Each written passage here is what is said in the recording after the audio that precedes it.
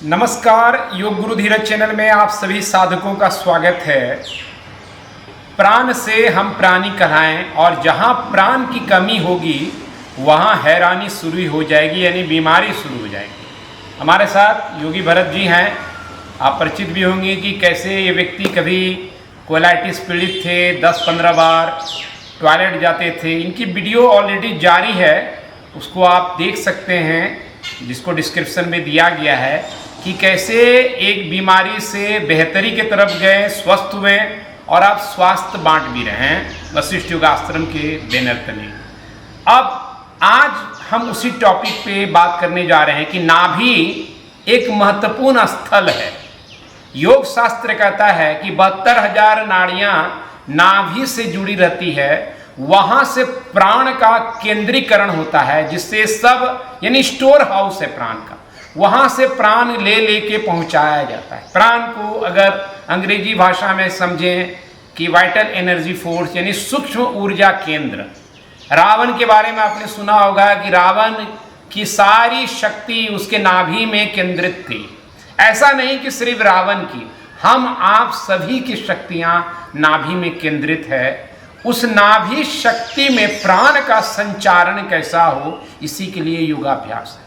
योगासन हम इसीलिए करते हैं कि आसन के जरिए हम जो रुकावट है रास्ते में उसको समाप्त करें, उनकी खिड़की दरवाजे को खोलें और प्राण वहां पहुंचे। जैसे घर में दरवाजे खिड़कियां खोल देते हैं तो ऑक्सीजन ज़्यादा पहुंचता है, ज़्यादा फ्रेशनेस फील होता है।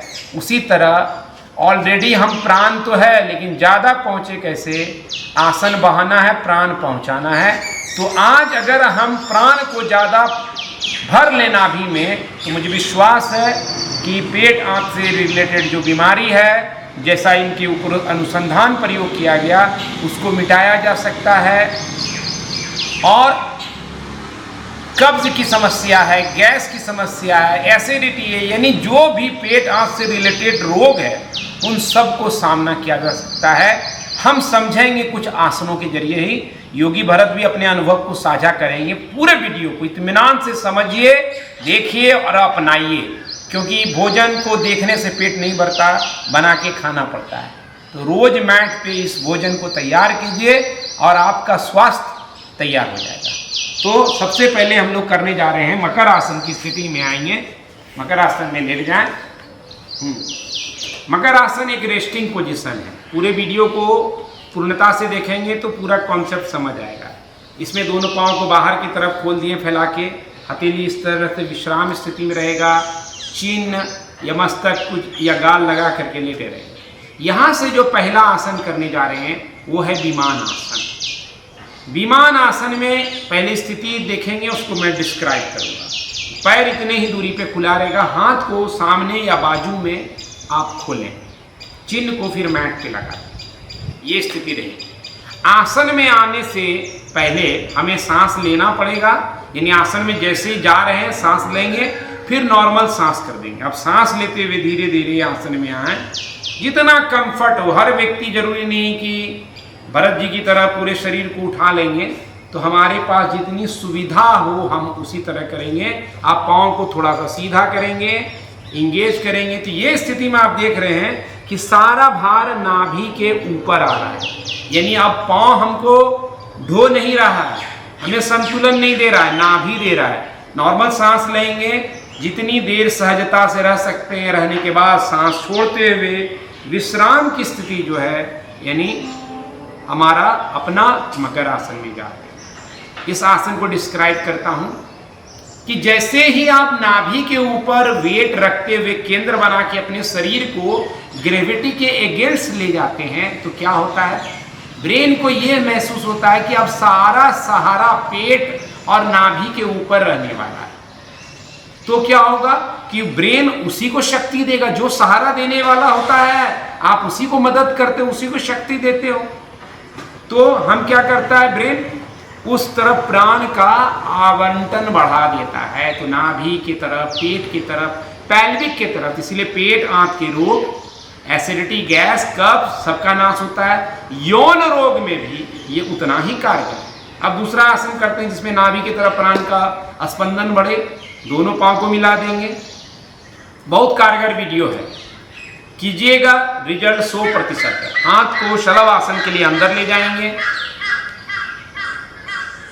इससे पहले यहाँ पे हम डायरेक्ट कर रहे हैं, आप चाहें तो 2-4 राउंड सूर्य नमस्कार जरूर करें। हम डायरेक्ट यहाँ पे आ रहे हैं, हर दिन सूर्य नमस्कार बनाएंगे तो वीडियो बहुत बड़ा हो जाएगा। तो शुरुआत में आप कुछ आसन सूर्य नमस्कार का कम से कम कर लें और उसके बाद यहाँ शामिल हो सकते हैं। पूर्ण सीक्वेंस का तो बेहतरीन से बेहतर क्या होगा। शलभ आसन में दोनों पाँव को मिला कर रखेंगे। जिनकी सामर्थ्य कम है वो एक सिंगल पाँव उठाएंगे, नहीं तो दोनों पाँव एक साथ उठाएंगे, चिन्ह को मैट पे रखेंगे। शरीर को उठाने के लिए सांस लेते हुए दोनों पाँव को सीधे अवस्था में जितना सहज हो उतना उठाएंगे।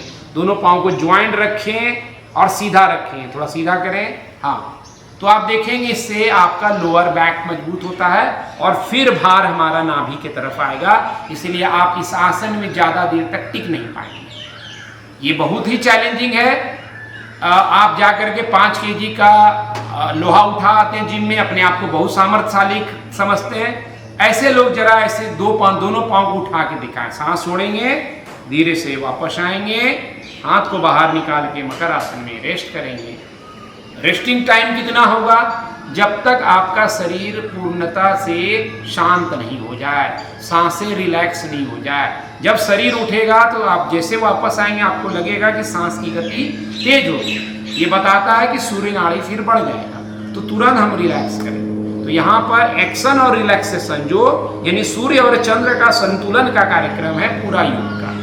तो यहाँ पे आपने देखा, फिर से हम नाभि के तरफ आए। और क्या तरीका है कि हम नाभि के साथ लंग्स को भी इंप्रूव करें। इस बार हाथ को पीछे ले जाएंगे, इंटरलॉक करेंगे।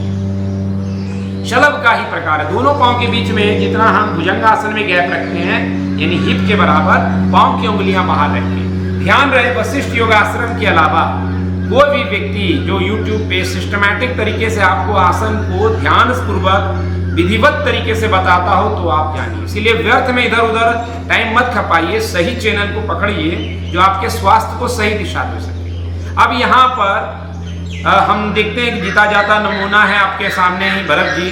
कहाँ एक समय इतना शारीरिक रूप से कमजोरियां थी, आप देखिए कैसे उड़ान हो रही है। आप स्वयं आसन करके देखेंगे तो समझ में आएगा कि भरत जी का इतना ऊंचा पैर हो रहा है, क्या सामर्थ्य है। तो यहाँ पर सांस लेते हुए पैर को भी इस बार उठाएंगे, सिर को उठाएंगे, छाती को उभारेंगे, हाथ को पीछे ले जाएंगे, पाँव की उंगलियां बाहर रखें, इंगेज करें पाँव को जितना नजदीक आ सके। तो इसमें क्या होगा, फिर नाभि पे आपका सारा प्राण आ रहा है, हार्ट लंग्स भी खुल रहा है। तो उसको और हम मौका दे रहे हैं कि अच्छे से सांस लो और नाभि के तरफ पहुंचाओ। धीरे से रेस्ट करेंगे सांस छोड़ करके। अगर आप इस आसन में फील होता है कि हम देर तक नहीं टिक पाते हैं, आसन में शांति से स्थिरता पूर्वक अगर आप ज्यादा वक्त रहते हैं तो वो लाभकारी ज्यादा होता है। फिर भी लगे कि नहीं टिक पाते तो एक ही आसन को एक बार में 2 से 3 बार आप दोहरा सकते हैं। ख्याल रहे कि ये पूरा आसन खाली पेट ही करना है, यानी आप सुबह सुबह कर सकते हैं मल त्याग करके। मल किसी का अवरुद्ध रहता है, कब्जियत है, तो क्या उनको आसन नहीं करना है? नहीं, आइए कीजिए। ये करेंगे तो फिर उधर से भी बुलावा आएगा। वो एक चीज है। संध्या में अगर समय मिलता है, मान लीजिए कि हमको सुबह ऑफिस जाने में नहीं समय मिल पाता है, तो संध्या में आके कर सकते हैं। लेकिन ख्याल रहे दोपहर के भोजन से कम 4 घंटे का अंतर रहे, यानी 12 बजे किए हैं तो 4 बजे, 1 बजे किए हैं तो 5 बजे आप कर सकते हैं। अब यहाँ पे एक और करश्माई आसन देखिए, धीरे धीरे हम लोग ज्यादा से ज्यादा हम उस सामर्थ्य के तरफ बढ़ रहे हैं। अब धनुरासन करेंगे। धनुरासन में दोनों पाँव को बेंड करेंगे, पीछे ले जाएंगे हाथ को और कैच करेंगे। अपना जो पंजा एंकल के पास है वहाँ पकड़ेंगे आराम से। पहले शरीर को रेस्ट में रख दें। दोनों पाँव को हमें हिप के बराबर रखना है। कॉमन गलती क्या होता है कि हम शरीर को उठाने के चक्कर में अपने बॉडी को, घुटने को फैला देते हैं। घुटना फैलना नहीं चाहिए, घुटने के बीच में हिप के बराबर गैप और पैरेलल रहे, कम उठे, हमारा ध्यान सारा नाभि के ऊपर रहे, ये ध्यान रखना है। और सांसों को जितना आप रिलैक्स करेंगे, आसन में सहजता यानी स्थिरम सुखम घटित होने लगेगा। देखेंगे ध्यान से, धीरे धीरे सांस लेके उठाएंगे। ध्यान रहे जैसे हम उठ रहे हैं, देख रहे मेरा पैर तो नहीं फैल रहा है। एकाग्र हो करके ये ध्यान, धीरे धीरे सिर को भी ऊंचा ले जाएंगे, क्योंकि शरीर अगर बेंड हो रहा है, सिर नहीं लटक जाए उधर, उसको भी थोड़ा ऊपर देखेंगे ध्यान से। तो ये एक सहज स्थिति है, जरूरी नहीं कि बहुत उठाया जाए।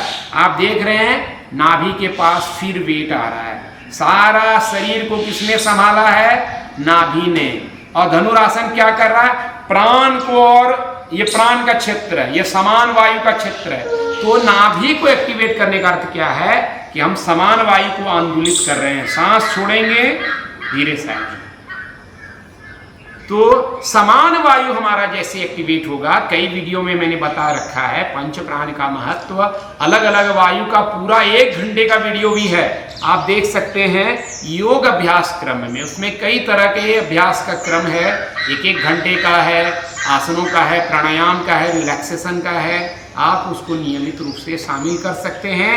और आप खुद जानते हैं कि समय समय में योग वशिष्ठ योगाश्रम अपना शिविर आवासीय भी करता है। तो अहमदाबाद में आगामी शिविर जो है 17 से 26 दिसंबर, यानी इस बार पहली बार 10 दिवसीय एक शिविर खास रखा गया है। चिकित्सा के साथ साथ एकदम सही प्रमाणिक योग हमारे जीवन में कैसे आए, जो ताउम्र मदद करे।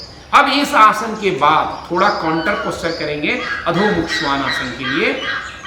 हम देखेंगे नी बेंड करके धीरे से हाथों को छाती के बराबर दूरी थोड़ा कम करेंगे भरत जी, और नी को बेंड रखेंगे। तो बैक पे कोई स्ट्रेन आ गया हो, प्रेशर आ गया हो, तो उसका सिर नीचे ड्रॉप कर दें, पूरा नीचे छोड़ दें, तो ये काउंटर है, बैक को फिर रिलीफ कर देता है। अगर फिर भी रिलीफ ना हो तो शशांक आसन के लिए आप इस तरह से नी को फैला दीजिए, हिप को पीछे रखिए, कपाल को या चिन्ह को लगा सकते हैं, हाथ एक दूसरे से पैरेलल। और देखिए स्पाइन की लंबाई कमर दर्द के लिए भी सहायक आसनों में से है। आगे झुकने से रिलैक्सेशन बढ़ता है, चंद्र नाड़ी बढ़ेगा, और चंद्र नाड़ी पाचन की प्रक्रिया को तीव्र करके आपको इस तरह के अपचन, गैस, एसिडिटी से बचाता है। अपचन जब आपका रहता है, यानी प्राण ठीक ठीक समान वायु को नहीं मोलता है, संतुलन नहीं आता है, तब क्या होता है, आपको पचाने के लिए ज्यादा एसिड देगा। ज्यादा एसिड यानी ज्यादा गैस, तो इसीलिए आपको जलन और खट्टे डकार और गैस, एसिडिटी की समस्या फील होती है। लेकिन उसका मूल कारण है अपचन। आप सही से पचेगा नहीं तो मल का भी निपटारा ठीक से नहीं होगा, आंत मजबूत नहीं होगा तो मल को भी निपटा नहीं पाएगा। इसलिए ये आसन को करना है। आप बैठ जाएं, और समान वायु को यानी नाभि को हम कैसे केंद्रित कर सकते हैं, तो उसके लिए आगे बढ़ने से पहले भरत जी क्या अनुभव रहा है आपका? अभी बीच में आइए थोड़ा सा सेंटर पॉइंट पे, थोड़ा सा, इससे भरत जी को भी थोड़ा रिलैक्सेशन भी हो जाएगा। और आप उस वीडियो को देखिए और आज के भरत जी को देखिए। बीच के कालखंड में यहाँ से ठीक होके गए, अपना जॉब किए, पारिवारिक चीज़ों में आगे बढ़े, परिवार है, बच्चे हैं, सब अच्छा है, स्वस्थ सुंदर है। और फिर मन हुआ कि नहीं, हमने जिस रूप में जीवन को वशिष्ठ योग के जरिए रूपांतरित किया है, तो मुझे ये कृतज्ञता व्यक्त करते रहना है। आश्रम में ही रह, जब हम काम कर रहे हैं, जॉब कर रहे हैं, कुछ कर रहे हैं, तो आश्रम के साथ ही जुड़ के क्यों न करें, इस भाव के साथ वाच कर रहे हैं। क्या अनुभव है, कुछ संक्षेप में बताएं, क्या संदेश है, ये भी करें।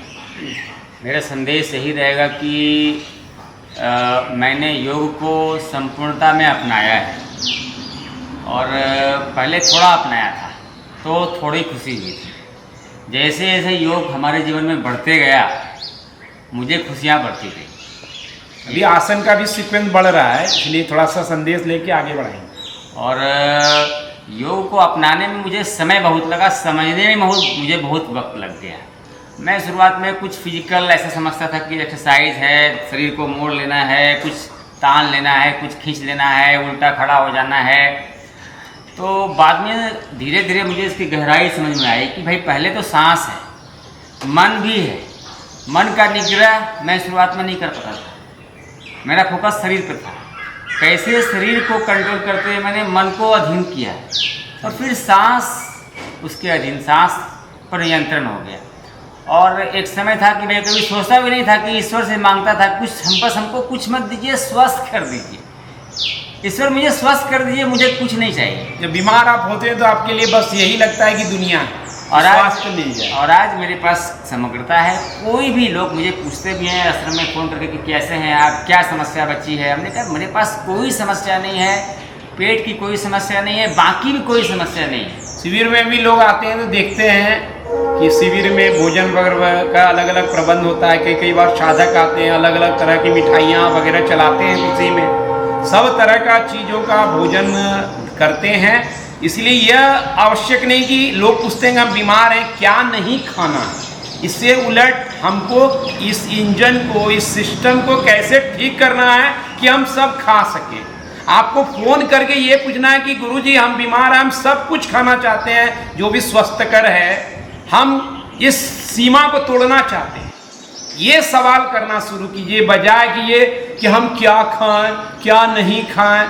आप इसी सब वीडियो में फंसे रहते हैं और बीमारियां भी वहीं की वहीं रह जाती है। जब आप ये पूछते हैं कि हम क्या खाएं क्या नहीं खाएं, इसका मतलब आपने स्वीकार कर लिया है कि आपको बीमार ही रहना, ठीक नहीं होना है। इसीलिए सिस्टम को समझ करके और एक बात मैं ये भी बताना चाहूँगा कि जब मैं यहाँ पे आया था तो मुझे ये था कि कम से कम गुरुजी मुझे इस लायक बना दे कि मैं कम से कम 7 साल 8 साल अपने वैवाहिक जीवन को चला सकूँ कम से कम, क्योंकि मैं काफ़ी निराश था। एक आस थी कि गुरुजी मुझे इतना मैं नहीं, कम से कम 10 साल पत्नी के साथ गुजार लें। मैंने 10 साल का लक्ष्य था जीवन का कि और 10 मोर ईयर्स धरती पर देख सकें। आज अब लगता है कि मैं आराम से 30-40 साल चलूँगा अभी। नहीं बिल्कुल, योग आपके साथ चलता रहे, शुभकामनाएं भी है। तो ये देखिए ये भी होता है कि जब आप बीमार होते हैं तो आपके अंदर बहुत तरह का एक थॉट्स रहता है कि जीवन को किस तरह से अब निर्वाह करना भी कठिन हो रहा है। और जैसे ही स्वास्थ्य होते हैं आपका वैवाहिक और ये आसपास का जो जीवन सजने लगता है, खिलने लगता है, तो आपके अंदर एक पॉजिटिविटी और क्रिएटिविटी का संचार हो जाता है। तो आप उस वीडियो और इस वीडियो को देखिए, भरत जी के स्वयं होने में एक परिवर्तन आपको दिख रहा होगा। और उस वीडियो को मैंने डिस्क्रिप्शन में लगाया है। और आज अभ्यास को आगे बढ़ाते हैं। और कभी विशेष रूप से आप कुछ चर्चा चाहते हैं भरत जी के साथ सवाल जवाब का, तो उससे संबंधित आपका जो भी है कमेंट में लिखें, हम उस श्रृंखला को आगे ले जाएंगे। अभी अर्ध मत्स्येंद्रासन के लिए दोनों पैर को सामने दंडासन में हम लोग खोलते हैं। ये भी नाभि के तरफ प्राण का प्रस्फुटन करता है, यानी वृद्धि करता है और रोग को मिटाता है। तो राइट वाला पाँव को हम फोल्ड करके दूसरे साइड ले जाएं और फिर लेफ्ट को पीछे की ओर ले जाएं। इस तरह से आप दोनों व्यू दे सकते हैं। भरत जी दूसरी दिशा से कर रहे हैं, हम दूसरी दिशा से, तो आप समझ पाएंगे कि पीछे क्या हो रहा है ना। फिर अपोजिट हैंड को उठाएंगे सांस लेके और सांस छोड़ के आप इस तरह से पकड़ सकते हैं। सबसे आसान तरीका है। अगर ये नहीं हो, अगर बेहतर हो तो आप एल्बो को लगा सकते हैं, एल्बो को सीधा रखें। कई बार आप नीचे पकड़ने के चक्कर में बॉडी को कोलैप्स कर देते हैं, वो करने से कोई आपको लाभ नहीं है। तो ये जो पोजीशन है, या इस तरह से स्पाइन सीधी करके आप ट्विस्टिंग करते हैं सांस छोड़ते हुए। याद रखिए यहाँ सांस छोड़ना है और नाभि को पूरी तरह से, जिस तरह से आप कपड़े को मरोड़ते हैं और गंदगी बाहर आ जाती है, उसी तरह यहाँ पे नाभि को आसपास के पेट आंत की मांसपेशियों को मरोड़ा जा रहा है, कचरा बाहर आ जाए। और रक्त जब आप मरोड़ते हैं, जैसे मैं अपने हाथ को मरोड़ूं तो तुरंत यहाँ पे आपको एक लाल दिख रहा है, ब्लड का सर्कुलेशन बढ़ जाता है। तो आपका ब्लड का सर्कुलेशन पेट आंत की तरफ बढ़ेगा। जहाँ ब्लड पहुँचा वहाँ पोषक तत्व पहुँचा, ऑक्सीजन पहुँचा, और इसी को सम्मिलित रूप से प्राण कहते हैं। चेंज करेंगे, दूसरी साइड भी करना ना भूलें। 5 से 10 सेकेंड कम से कम रहना है, मैक्सिमम आधा मिनट से 1 मिनट रहें तो कल्याण काफ़ी है। यहाँ पे सांस लेके आएंगे, सांस छोड़ेंगे तो लगाएंगे, फिर सांस लेके स्पाइन को सीधी करेंगे। ये वाला जो हाथ है इसको आप जितना अपने आप को सीधा रखने के लिए यूज कर सकते हैं। उंगलियों को आशीर्वादी मुद्रा, या जिस तरह से यहाँ मुद्रा लगाया गया है ज्ञान मुद्रा, वो लगा के रखें। सांस छोड़ के जितना ट्विस्टिंग को बढ़ा सकते हैं। तो ये स्थिति है जो समान। और भी अलग तरह के आसन हैं जो आप ट्विस्टिंग के कर सकते हैं। अर्धमत्स्येंद्र के साथ भारद्वाज आसन, मरीचि आसन, नाना प्रकार के आसन हैं। बैठ खड़े होकर के आसन है, वो भी आप अपना सकते हैं। पूर्ण रूप से समान वायु का जो वीडियो है 1 घंटे का, उसको देखें। वापस आएंगे और पश्चिमोत्तानासन कर सकते हैं। अगर पश्चिमोत्तान में किसी को बाधा है तो सिंपल सा तरीका बताता हूँ, वज्रासन में बैठ जाएं और बालक आसन भी पश्चिमोत्तान आसन की तरह पेट आंतों को मसाज कर वहां प्राण की अधिकता को सुनिश्चित करता है। सांस छोड़ते हुए हमेशा आगे झुकेंगे, हाथ का सपोर्ट देंगे ताकि सिर और स्पाइन एक लाइन करे। कभी कभी क्या होगा, अगर हाथ का सपोर्ट नहीं देंगे तो सिर लटक जाएगा, गर्दन पे प्रेशर आ जाएगा। तो ये बालक आसन इसीलिए नाम है कि आप बालक की तरह मन से शांत हो जाएं तो फिर शरीर बालक की तरह हो जाएगा। बालक जब आप होते हैं, नए शरीर लेके आते हैं प्रकृति के जरिए, ईश्वर के जरिए, तो उसमें कोई बीमारी और लाचारी नहीं रहती। तो उस बीमारी और लाचारी से हट करके आप निरोगी काया को आनंद ले सकें, उसके लिए बालक आसन है। ये देख रहे हैं आपको समान वायु को ये भी एक्टिवेट करता है। धीरे से वापस आएंगे तो आपको क्या ध्यान रखना है, बैक बेंडिंग के आसन, फॉरवर्ड बेंडिंग के आसन, ट्विस्टिंग के आसन, ये 3 आसन को जोड़कर आप समान को संतुलित करके नाभि के पास प्राण का भंडारण बढ़ाइए और स्वास्थ्य की गारंटी रखिए। मैंने आपको कहा ये सांकेतिक रूप से एक वीडियो रहा जिससे आप कॉन्सेप्ट को समझ सकें। इतना आसन कम से कम करना है। योग अभ्यास क्रम में 1 घंटे का समान वायु एक्टिवेट करने का वीडियो है, उसको अभ्यास में कीजिए। अभी जैसे भरत जी ने कहा कि वशिष्ठ योग तन मन श्वास तीनों को मिला करके संतुलन की बात करता है, जो योग का परम सिद्धांत है। अभी सिर्फ या तो आपको कोई प्राणायाम करा रहा है, कोई ध्यान करा रहा है, या कोई आसन में ही डुबाए रखा हुआ है। आधा अधूरा ज्ञान आपको कभी पूर्णता से रिजल्ट नहीं देता है। एक संपूर्ण आहार जैसे करना पड़ता है, उसी तरह संपूर्ण योग अभ्यास का एक चिंतन है। उसमें आसन को भी लाइए। प्राणायाम का वीडियो है, 4 प्राणायाम यानी 15 मिनट मात्र लगेगा निर्देशन में, उसको कीजिए। शवासन परम आवश्यक है क्योंकि वो रिपेयर करने में मदद करता है। अंग्रेजी विज्ञान भी आजकल मानने लगा है, western science, relax and digest, यानी जितना आप ज़्यादा रिलैक्स होंगे आपका डाइजेशन उतना अच्छा होगा। अगर आपका पेट साफ नहीं होता है, पेट खराब है, आंत रोग है, पेट रोग है, फ्रस्ट्रेट मत होइए, वो और आपको चक्रव्यूह में फंसाएगा। शांत होकर इसको एक्सेप्ट कीजिए, समाधान रूपी मैट पर उतरिए। योग अभ्यास का जो वशिष्ठ योग की श्रृंखला है, पद्धति है, उसको अपनाइए। स्वास्थ्य की कुंजी आपकी होगी और जो पॉजिटिविटी आज आप भरत जी में देख रहे हैं वो रूपांतरण वो आपके अंदर तय है। तो आज इतना ही। धन्यवाद भरत जी, आपका भी, आप सभी का भी धन्यवाद। अच्छा वीडियो लगा तो जरूर शेयर कीजिए। बहुत लोग पीड़ित हैं, विश्वास कीजिए उन तक सही जानकारी पहुंचाना आपका भी धर्म और कर्तव्य है। जय सनातन योग, जय वशिष्ठ योग, जय गुरु वशिष्ठ, हरि ओम।